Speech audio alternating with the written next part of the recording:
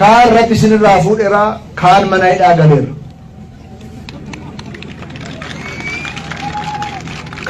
Kan nu buqqisaa ture, kan nu qaanessaa ture, kan faallaa nutti deemee waraana nutti bobbaasaa ture, kaan qaallitti jira, kaan immoo Rabbi fudhate sinu beektu.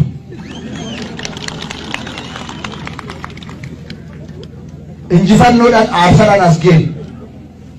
Mootummaan naannoo Oromiyaa injifannoo kana lafa qabsiisuudhaaf kallattii maraan jiruuf jireenya uummata keenyaa jijjiiruudhaaf karoorsee xiyyeeffatee hojjechaa jira. Karoora isaa keessatti dhimmi murteessaan carraawwan Oromiyaa keessa jiran tokko tokkoon baruudha, hubachuudha. Carraawwan sana immoo karoora qopheessee hojiitti hiikuudha. Akka Harargeetti carraa guddaan jiru tokko Jimaadha.